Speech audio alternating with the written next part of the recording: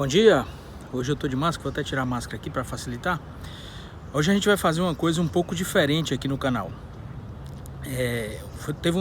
Houve uma sugestão da inscrita Bruna Costa do Nascimento, que ela me estimulou a fazer esse episódio. Ela escreveu na série de vídeos que a gente fez sobre o Martim Soares Moreno, se a gente não poderia comentar em algum outro vídeo, como esse que eu tô fazendo agora, sobre os indígenas que ajudaram na expulsão dos franceses e dos holandeses. Aí eu fiquei com isso na cabeça e eu confesso que me sentia e ainda me sinto muito despreparado para falar sobre isso. Mas eu fui pesquisar, fui estudar, fui ver as coisas. E a gente muito fala e a gente muito lê e tem muito material sobre a história dos europeus, os conquistadores aqui no Brasil. A gente sabe que as histórias dos portugueses, dos espanhóis, dos franceses, dos holandeses e até dos ingleses que vieram e colonizaram o que eles chamaram de Novo Mundo, não é? Graças aos europeus, e aqui sem nenhum juízo de valor, a gente tem o modelo de sociedade que a gente tem hoje aqui nas Américas, o modelo a organização das cidades, até a língua, né, que a gente fala, o português, o espanhol, o inglês, o francês, os costumes, as leis. Mas a gente esquece, até porque nunca nos foi devidamente ensinado, dos índios, dos habitantes que viviam aqui nas Américas e no Brasil antes desses colonizadores europeus chegarem. Aliás, a própria palavra índio vem de um erro geográfico muito importante cometido por Cristóvão Colombo. O Cristóvão Colombo ele pensava que tinha chegado às Índias, né? E ele batizou os nativos americanos aqui de índios. Por sinal, Colombo foi uma figura muito controversa, né? Então, segundo o historiador Eduardo Bueno, que eu gosto muito e sigo as coisas muito dele, Colombo ele foi uma pessoa que não sabia onde tinha chegado quando veio, e quando voltou para a Espanha ele não sabia dizer onde é que ele tinha vindo, né? Então, muito interessante isso. Mas, pois bem, esses índios aqui das Américas, e principalmente aqui do Brasil, eles tiveram um papel fundamental na construção do país tal qual a gente conhece hoje. Não fossem as alianças que esses indígenas fizeram, talvez o nosso país ele fosse um fragmento de colônias. O território do Brasil hoje fosse um fragmento entre as colônias de Portugal, Espanha, Holanda, França.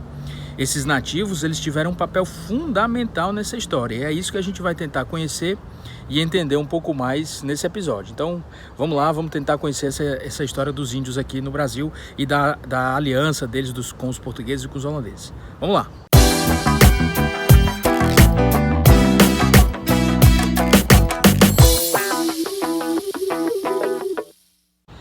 Eu já falei em episódios anteriores que eu não gosto muito da palavra descobrimentos, quer seja da América ou descobrimento do Brasil. Afinal, para os povos nativos daqui, essas regiões já eram muito bem conhecidas e muito bem descobertas. Mas usar essa palavra descobrimento no sentido dos colonizadores europeus é sim possível.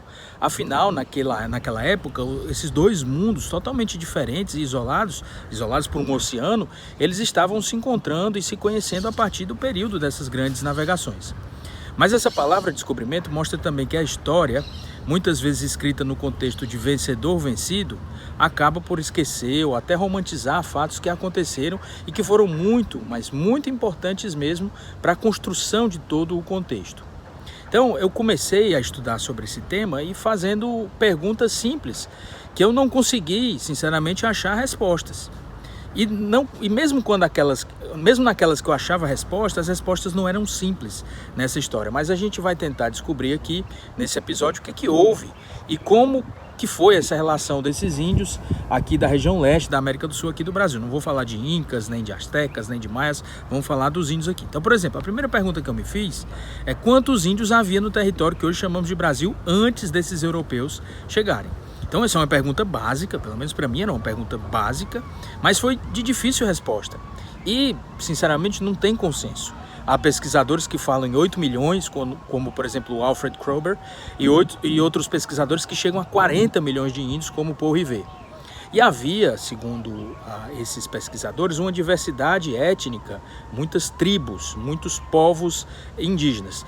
por mais que houvesse costumes semelhantes, havia muitas tribos, muitos povos, né? E cada tribo, cada etnia, cada povo, ele possuía alguns comportamentos ou algumas crenças que, por mais que fossem semelhantes, eram específicas daqueles povos, né? Então, mas para começo de história, esses povos indígenas, essas diversidades de tribos foram grosseiramente divididas e assim compreendidas pelos colonizadores europeus como pertencentes a dois grandes grupos. Então havia os tupis e os tapuias, segundo essa divisão feita pelos colonizadores europeus. Os tupis, que falavam as línguas pertencentes ao tronco linguístico tupi, eles habitavam primariamente o litoral do Brasil e foram os primeiros nativos, claro, a terem contato com esses colonizadores europeus.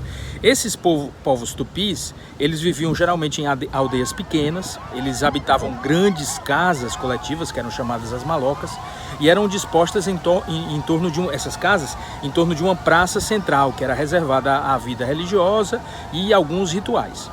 Um fato interessante sobre os tupis seria essa meio que homogeneidade dos costumes dessas tribos pertencentes a esse grupo. Então, por mais que elas estivessem situadas a milhares de quilômetros de distância uma das outras, elas tinham mais ou menos o mesmo modo de vida, praticavam mais ou menos os mesmos ritos, falavam praticamente uma língua semelhante ou com poucas alterações nesse dialeto entre eles. Então, por exemplo, um Guarani do Paraguai, que pertencia também a esse grupo tupi, ele se sentiria num terreno muito familiar entre, por exemplo, os tupis aqui do Ceará, distantes mais de 4.000 quilômetros entre si. Já os tapuias, ou cariris, ou quiriris, né, que esse apelido foi dado inclusive pelos tupis, que eram inimigos desses tapuias, que significa o quiriri, né, significa o calado, o silencioso. Eles pertenciam a um tronco linguístico G, e eles habitavam primariamente o interior do território que hoje a gente conhece como Brasil. Eles eram nômades e foram descritos pelos colonizadores europeus como tendo uma personalidade meio que arredia. Eles eram agressivos, tinham um porte físico muito que chamava muita atenção, eles eram fortes, eram aptos para as batalhas e eram aptos para o nado, segundo muito dos relatos desses colonizadores. A segunda pergunta que eu me fiz é se havia conflitos entre esses índios antes dos europeus chegarem aqui no território que a gente hoje conhece como Brasil. Então sim, claro, havia muitos conflitos e conflitos violentos, inclusive entre alguns desses grupos.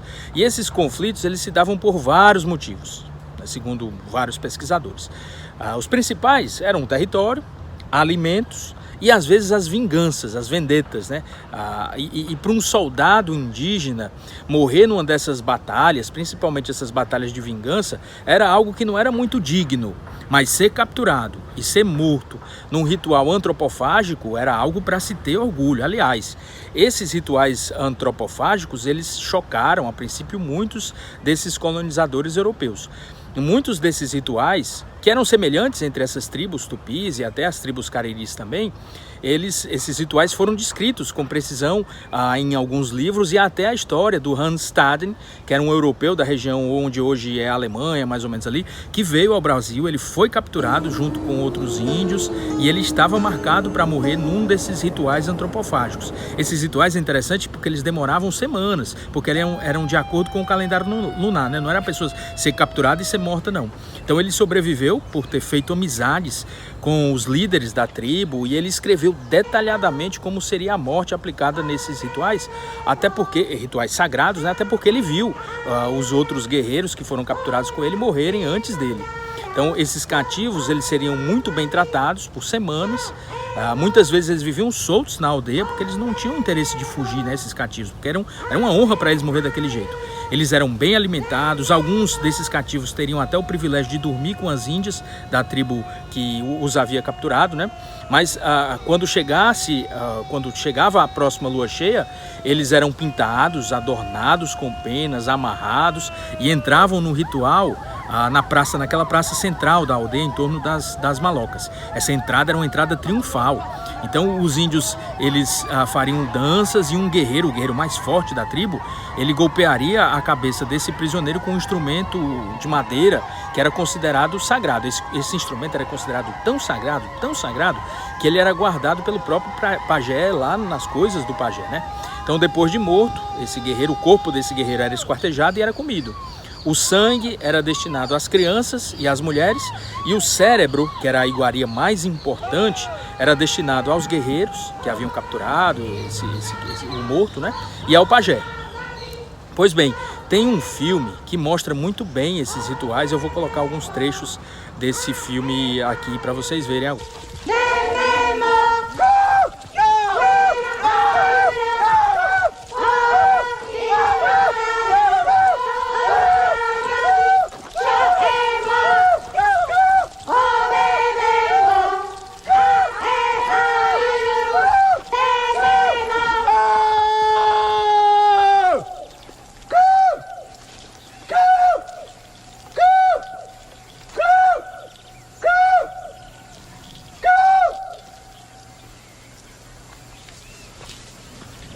Xericão, isso é ouro de cá, e derama xeriô de cá, e guabo. Xerum etá, xerepiquini.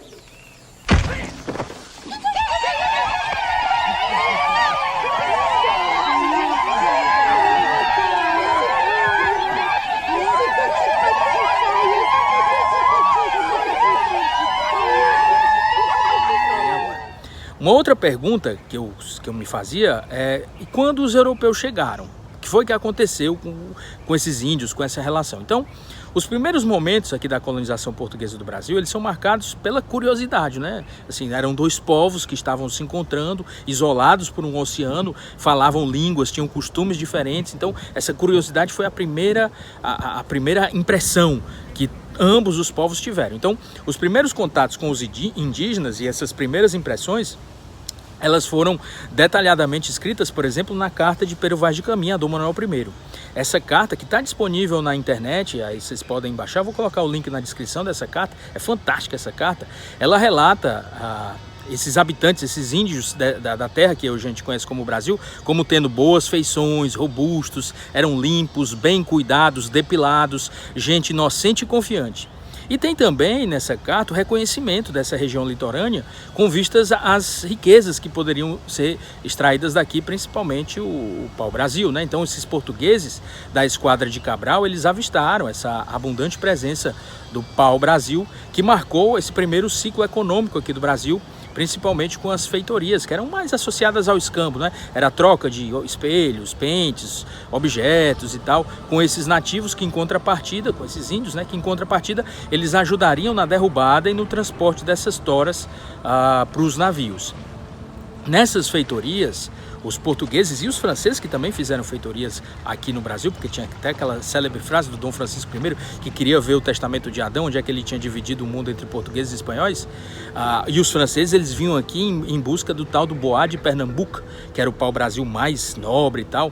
Eles, nessas feitorias, eram necessárias uma mão de obra para essa derrubada das árvores, para esse transporte. Os navegantes não conseguiam fazer isso. Então, de princípio, os próprios europeus, eles recomendaram o estabelecimento de boas relações com esses nativos, até para ter essa mão de obra para o corte e para o transporte dessas toras até os navios. Então, nesse momento, esse contato inicial com os índios era feito primordialmente por aqueles que chamam de lançados, ou degredados, ou desertores, ou náufragos, que estabeleceram, quando não eram mortos, né, naqueles rituais antropofágicos, boas relações com essas tribos locais e serviram também como entrepostos para a tradução e para o comércio, inclusive, com esses nativos. Tem também vários filmes que mostram alguns desses degredados. Desses degredados, talvez o mais conhecido na história do Brasil seja o tal do Bacharel de Cananéia, que é uma figura interessantíssima, misteriosa. É muito interessante a história dele. A gente sabe que ele era um português, era chamado Cosme Fernandes Pessoa, e ele tinha sido degredado ou esquecido, ou foi um náufrago, no sul do litoral de hoje São Paulo, ali próxima à região ali de São Vicente e tal. E só ele vale todo um episódio dessa história sobre esse degredado. Aliás, o Eduardo Bueno conta sobre ele, né? É bom vê-lo, almirante. Bem-vindo.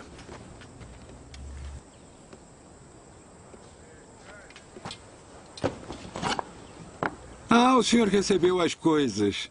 Recebi, muito obrigado. Se importa? Por favor.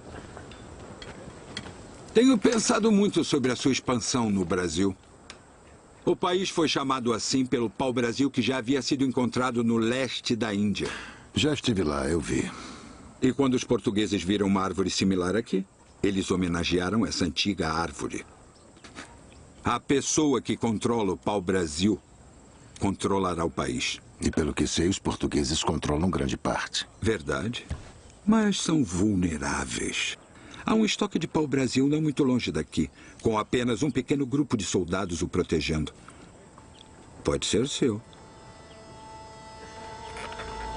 Muito prestígio e dinheiro. Pense nisso.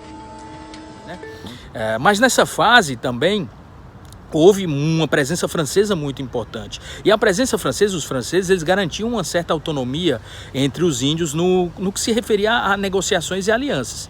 Então, os franceses e os portugueses também, eles perceberam o funcionamento dessas sociedades nativas e eles souberam utilizar, inclusive, essa rivalidade, essa combatividade que havia entre algumas tribos para eles realizarem alianças com, às vezes, tribos que eram inimigas entre si. Isso aconteceu, por exemplo, na invasão francesa no Rio de Janeiro, a chamada França Antártica, com o Nicolau Durand de Villegagnon, que soube explorar muito bem essas rivalidades entre os tamoios e os tupis em favor dessa feitoria na Baía da Guanabara, onde é a ilha de Villegagnon e tal ali. Seja bem-vindo ao meu lar. Meu nome é João da Silva. Nicolas Durand de Villegagnon. Cavaleiro de Malta e vice-almirante da Bretanha ao seu dispor. Não imagina como fico feliz de conhecer o senhor. Finalmente um homem de cultura e educado. Vive aqui com os indígenas? Não há outra maneira de viver nesse país. Então, essa foi a primeira situação, né? No que se pode chamar de segunda situação, que aconteceu mais para o final, em meados do século XVI, houve uma mudança de comportamento, principalmente dos portugueses com relação aos indígenas, dando um outro tom à situação. Então, nesse período em que começaram a vir os religiosos em um maior número, esses nativos eles começaram a ser meio que demonizados e vistos como carentes de catequização e de civilização. Então esse contato com o índio agora se daria por meio desses missionários, principalmente os jesuítas da Companhia de Jesus, que eram os responsáveis diretos por essa conversão a ferro, se necessário, a ferro e sangue, se necessário, porque eles eram os tais soldados de Cristo. Aliás, o Papa Francisco é o primeiro Papa da Ordem dos Jesuítas. Então, nesse momento, com essa nova relação, esses índios eles deveriam ser convertidos até para se transformar em súditos do rei de Portugal, que era um reino católico, e o rei de Portugal era católico. Então, por mais que o cristianismo ele trouxesse um discurso interessante e até palatável para os índios, já que esses nativos seriam livres de sacrifícios pessoais, porque Jesus Cristo, sacrifícios com sangue, né? Porque Jesus Cristo já havia se sacrificado por eles no passado e tal, essa conversão ela não foi tão simples assim de um grande número de tribos indígenas. E isso se deve a vários fatores, como por exemplo, a vastidão do território era muito grande para converter todo mundo, mas principalmente porque houve alguma resistência de algumas tribos indígenas nessa conversão, nessa catequização.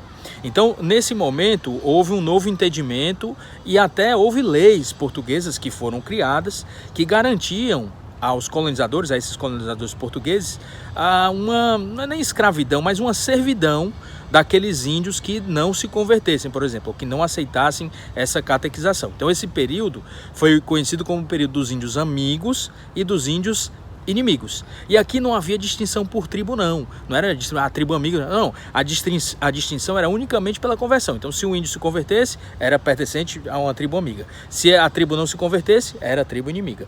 E isso, claro, gerou muitos problemas, né? Então muitas vezes as tribos eram consideradas inimigas, mas ninguém tinha nem tentado essa catequização. Mas elas eram consideradas inimigas, essas tribos, justamente porque estavam em territórios que podiam ser interessantes para os portugueses e tal. E por lei, uma lei de Portugal, esses índios poderiam sair, poderiam ser expulsos, inclusive poderiam ser presos e meio que escravizados, né? Então, assim procederam muitos dos chamados bandeirantes, aqueles paulistas, ajudados também por alguns índios que também já tinham sido convertidos, que eram chamados de índios amigos, e eles acabavam por escravizar tribos inimigas inteiras, sem nem tentar catequizar primeiro, né? Então, isso acabou ajudando os portugueses com entrada, além do Tratado de Tordesilhas, claro que a gente está falando aí de época já com a União Ibérica e tal, então houve essa conquista do interior do Brasil e posteriormente a descoberta do ouro lá no território das Gerais, que hoje é o estado das Minas Gerais, né? Mas essa escravidão dos indígenas, ela mudaria com a tal bula papal. Então Portugal, como era um reino católico, o rei de Portugal, e Portugal deveria respeitar a bula papal Veritas Ipsa, que tinha sido promulgada por Paulo III em 1537, que afirmava que as populações indígenas aqui da América, elas possuíam alma. Então, se possuíam alma, elas não podiam ser escravizadas, diferentemente dos africanos, que segundo as bulas papais não possuíam alma, né? Então, eles não poderiam, os índios, né, ser objetos de maus tratos ou escravidão. Mas, para justificar essa exploração do trabalho indígena e até fundamentar uma possível servidão indígena, houve leis que foram criadas em Portugal que garantiam aos colonos que podiam escravizar esses índios desde que eles tivessem sido capturados numa guerra justa e tal, e não tivessem sido catequizados, sido convertidos, né? Então esse resgate, que foi transformado em lei em 1587, ele era meio que um sistema de compra e venda de índios que eram prisioneiros de outros índios. Então esse procedimento, os bandeirantes, eles estavam muito envolvidos com isso aí, e às vezes faziam coisas até muitas vezes consideradas ilegais. Então eram meio que fora da lei, né? Então, de acordo com o Alvará de 1574, somente esses índios de corda, ou seja, esses índios em vésperas de serem mortos naqueles rituais antropofágicos, eles podiam ser comprados desses resgates. Então, o valor desses índios era estabelecido pelo próprio governador-geral, que calculava esse preço com base nos gastos que tinham sido obtidos durante essa expedição para o resgate, né? O preço que os bandeirantes cobravam, então aquelas coisas todas. E a importância financeira, ela deveria ser devolvida pelos resgatados por meio de seu trabalho compulsório, que, de acordo com a Carta Régia de 1611, poderia durar até 10 anos, mas que poderia ser estendido na dependência dos valores gastos. Então era basicamente aquele negócio que tem até hoje, que era a servidão, o trabalho escravo e tal. Você contrata uma pessoa, aí diz que teve muitos gastos para contratar aquela pessoa, e aquela pessoa tem que ir pagando aqueles gastos com o próprio trabalho dela, né? Então, mas para surpresa desses colonos europeus, nem todos esses índios que eram resgatados de corda, né, estavam satisfeitos com essa situação, com esse resgate. Um deles chegou a confessar, o padre francês Yves Devereux, que viveu no Brasil, esse padre entre 1613 e 1614, que ele preferia ter sido morto, com todas as honras respectivas de um guerreiro, num daqueles rituais antropofágicos. Ele preferia ter morrido num desses rituais do que viver como um escravo, como um servo desses colonos portugueses. Além disso, desse contexto social, houve também um dilaceramento de famílias, tribos inteiras e tal, e isso era uma violência muito grande, né? E havia uma distância muito grande entre a lei, o que estava escrito na lei, e a prática, como a gente tem até hoje aqui no Brasil, né? Então, esse padre francês também, ele até já relatou em outros textos que havia, por exemplo, quando esses índios chegavam próximos às cidades, ou aos litorais, ou às feitorias, havia a divisão, né? Então, apartavam os filhos dos pais, os irmãos dos irmãs, às vezes a mulher do marido. Então, uns iam para uns territórios, outros para outros, eram resgatados ou comprados por outras pessoas e tal. Então, havia também esse problema muito grande de dilaceramento de famílias e das próprias tribos. Então, isso foi uma coisa muito importante que houve.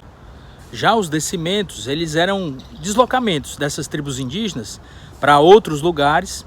Essa população, ela seria supervisionada por missionários, e isso aconteceu muito, por exemplo, nas missões jesuíticas que houve, principalmente no sul do país, mas aqui no Ceará houve também missões onde hoje é Messejana, né, a própria Parangaba. Então, esses aldeamentos, eles tinham por objetivo possibilitar a ampliação das fazendas, dos engenhos, sobre essas terras que eram antes ocupadas por essas tribos indígenas. Então, um outro objetivo desses descimentos era justamente evitar a fuga do indígena, porque essa realocação em outras terras, muitas vezes distantes da aldeia original, impedia que eles pudessem retornar à sua antiga morada. Então, esses aldeamentos, além de úteis para desocupar territórios importantes para os colonos, eles também ofereceram um grande número de trabalhadores e soldados indígenas que serviram no combate aos próprios índios rebelados e aos invasores, principalmente nesse período, os invasores franceses. Então foram esses índios catequizados e provenientes desses descimentos que foram fundamentais, por exemplo, na campanha de Jerônimo de Albuquerque, que saiu lá do Forte dos Reis Magos, no Maranhão, passou aqui pelo Ceará, na conquista do Maranhão, né? Essa conquista dos portugueses da França, da então França equinocial do Daniel de Latouche, esse francês. Então, voltando às leis, foi a partir da junta de 1574 que se estabeleceu que os índios que estavam nesses descimentos, eles seriam livres. Eles não poderiam ser escravizados, mas eles poderiam trabalhar para os colonos desde que recebesse algum tipo de pagamento, algum tipo de contrapartida. Mas isso, na prática, não funcionou de jeito nenhum. E tinha uma dificuldade muito grande para esses índios receberem pagamentos com moedas, com dinheiro ou com qualquer coisa que o valha, né? E vale ressaltar também que muitas vezes coisas que eram tidas como valiosas para os colonizadores portugueses, para os índios não tinham muito valor. Então, como ouro, prata, por exemplo, até aquela história que eu já contei aqui, então, o link eu vou deixar na descrição, do caminho do Peaberu, que era uma rota indígena que ligava o sul do Brasil até a região do Peru, hoje do Peru, né? Então essa rota ela foi percorrida por náufragos que naufragaram lá em Santa Catarina, e eles tiveram conversas com índios da tribo dos Carijós, que eram os índios que viviam lá na ilha de Santa Catarina, e esses índios mostraram artefatos de ouro, de prata e tal, que para os índios não tinham valor, mas para os náufragos eles ficaram logo loucos e queriam saber de onde é que tinham vindo aqueles objetos e tal. Então os Carijós disseram que havia um caminho pelo interior, até um povo que morava numas terras altas e que tinha muito gelo e tal, e que haveria muito mais daquilo. Então esses exploradores foram percorrendo esse caminho e chegaram inclusive até a região do Peru. Mas voltando aos descimentos, havia também outros problemas. Muitas vezes, índios de tribos rivais, assim, rivais sanguinolentas mesmo, eram colocados nos mesmos aldeamentos. Então isso acabava gerando conflitos e acabava gerando, por suposto, muitas mortes entre os próprios indígenas, né? E mais, para um índio, a sua aldeia era o seu local sagrado, e sair daquela terra era quase que uma sentença de morte. Então muitos índios acabavam se matando, suicidando mesmo, na prática por conta desses aldeamentos, por estarem longe das suas terras e tal. Aí uma outra pergunta que eu me fiz: e o tal do mito do índio passivo? Isso aqui existia aqui no Brasil?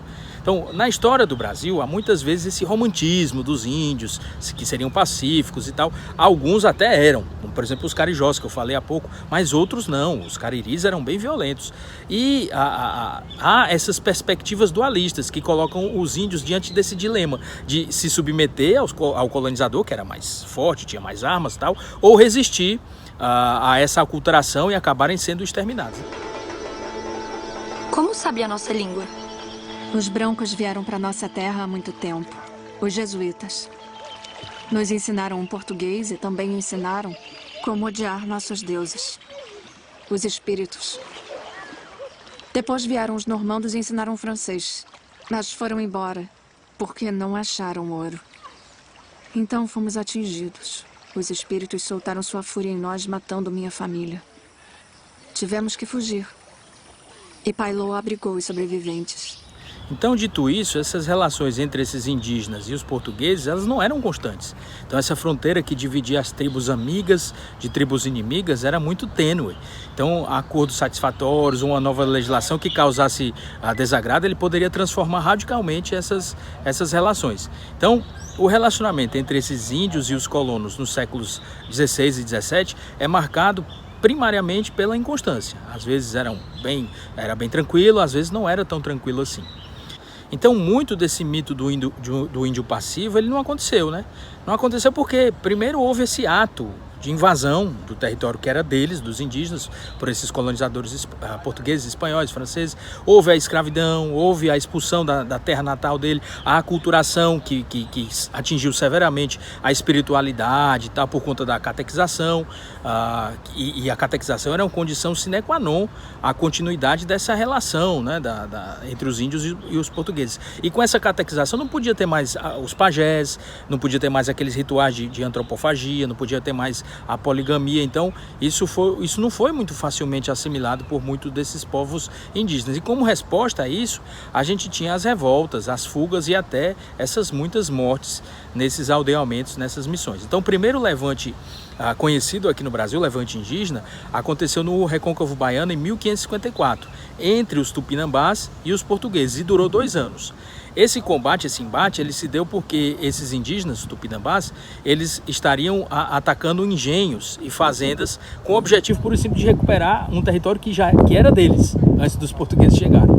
Já na capitania de Pernambuco, que era uma capitania muito bem sucedida por conta da aliança que os senhores de engenhos fizeram lá com os índios da tribo dos Tabajaras, mas houve um problema muito sério em 1535 com a fundação de Olinda, porque Olinda estava em terras que eram da tribo dos Caetés, e isso acabou desencadeando um conflito que durou quase que 20 anos, né?